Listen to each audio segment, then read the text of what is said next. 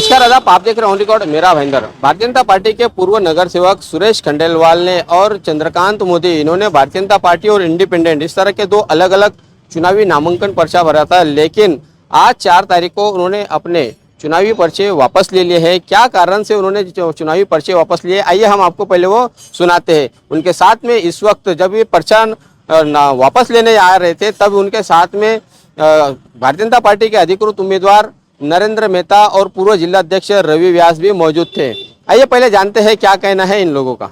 देखिए, हमारे भारतीय जनता पार्टी के वरिष्ठ नेताओं के आदेशानुसार कल हमने हमारे यहाँ के जो प्रभारी है रविंद्र चौहान साहब, उनके साथ में एक बैठक की, जिसमें हमारे यहाँ के विधानसभा चुनाव के प्रमुख एडवोकेट रवि व्यास जी और हमारे सभी सहयोगी भी थे।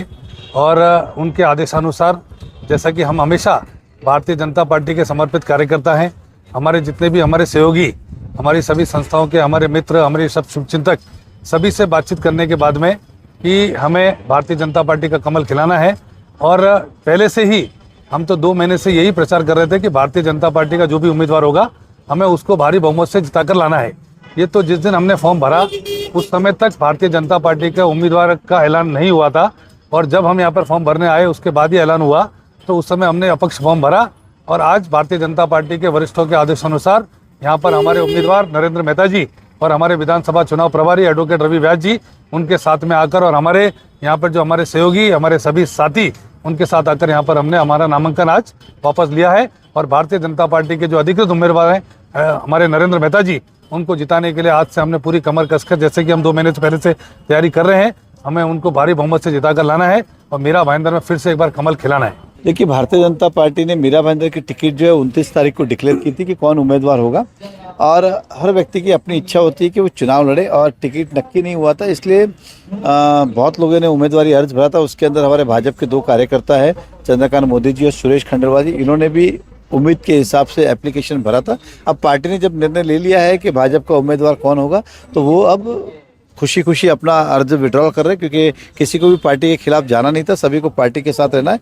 तो मैं उनको बधाई देता हूँ, धन्यवाद देता हूँ कि उन्होंने ये निर्णय लिया। नहीं, कार्यालय में तो क्या उसमें कहना क्या, मिलने आया था उनको, और हम फॉर्म विड्रॉ करने जा रहे, लोग भरने साथ में आते हैं, हम विड्रॉ करने साथ में जा रहे। भले ही भारतीय जनता पार्टी के अधिकृत उम्मीदवार नरेंद्र मेहता सुरेश खंडेलवाल के इस पूरे प्रक्रिया को भारतीय जनता पार्टी की दुहाई देते हुए एक होने की बात कर रहे हैं, लेकिन असल मामला ये है कि कुछ ऐसी बातें हैं जहां पर रवि व्यास ग्रुप को नहीं लगता है कि उन्हें सम्मान मिलता है, उन्हें अलग नज़रिए से देखा जाता है। वही सम्मान पाने के लिए और उन्हें एक नज़रिए से देखने के लिए ये पूरा खेल रचा गया था। इस तरह की चर्चा मेरा भाईंदर शहर में दिखाई दे रही है। हालांकि जो बातचीत हुई होगी और जो समझौते हुए होंगे इस चुनावी नामांकन वापस लेने को लेकर, ये आज तो स्पष्ट नहीं होगा, लेकिन आने वाले जो महानगर पालिका के चुनाव होंगे, उस चुनाव के दौरान रवि व्यास ग्रुप को कितनी टिकटें मिलती है और कितना उन्हें सम्मान मिलता है, ये उस टिकट बंटवारे के दौरान ही पता चलेगा कि इस विधानसभा चुनाव के दौरान जो सुरेश खंडेलवाल ने चुनावी नामांकन पर्चा भरा था, उसमें क्या सेटलमेंट हुआ था। आप देख रहे हैं कैमरामैन आरिफ कुरैशी और साबिर शेख के साथ ऑन रिकॉर्ड मेरा भाईंदर। धन्यवाद।